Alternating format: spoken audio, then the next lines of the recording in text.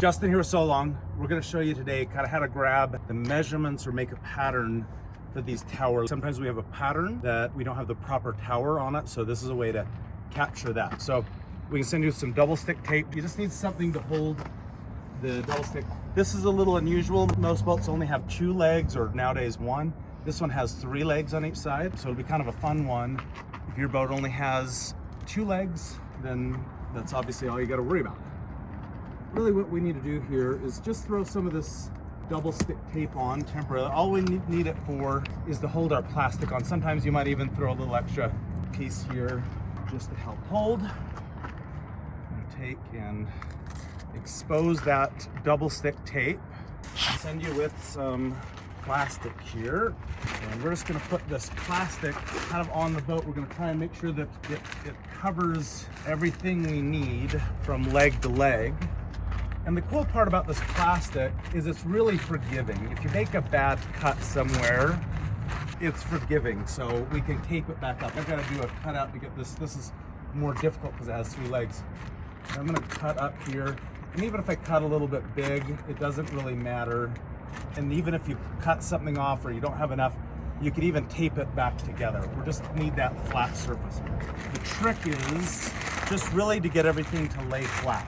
What's really important is, and again, it doesn't really matter which direction you cut around these tower legs. This one also has a little wire here, cut so I can get this to lay out flat. It's really what we need is that. So, do one more right here, this front tower leg. Again, I can cut up from the bottom or I can cut from the end. It doesn't really matter which way we go because we'll fix that in the pack. So I've got that pattern laid out real nice and flat. Next thing we're gonna do, we like to use red so that we know is the cutout of the hole. And I'm just gonna capture, in this case, the base of the leg. That should be good enough there. Capture this base of the leg. You can see I didn't get my cuts very even, but it doesn't matter. Once I lay it back out on the table in the shop, we can do that. Again, you can see I kind of missed this one.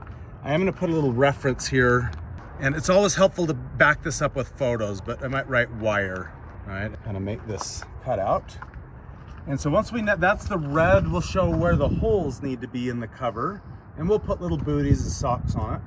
And then the other thing that really helps us is we need to have references. So we always mark very center of the rub rail. So just a little line so that will help us establish how high or low that we can reference this pattern to our existing pattern. I'm just gonna put a line there. And then the way to help us associate how far forward or back are the details about the windshield. So most importantly is this back corner is best that you can capture that back corner of the windshield. That is also probably the most important. But while we've got it, we'll just add this radius of the windshield. Wouldn't hurt to even add these lines here. And it doesn't have to be perfect. If we're within 1/4 of an inch, that will be great. Maybe even just finish the bottom of the windshield. Again, this is where it's way off the boat, but I'm just doing my best to reference. And voila, and that's really all we need. It might be helpful to write, in this case it was the port side of the boat, so I can see which side it is, but we can usually figure that out. And that's it. Then we can just peel this off, peel off the double stick tape, and that's it. Send us the pattern back and we can go from there.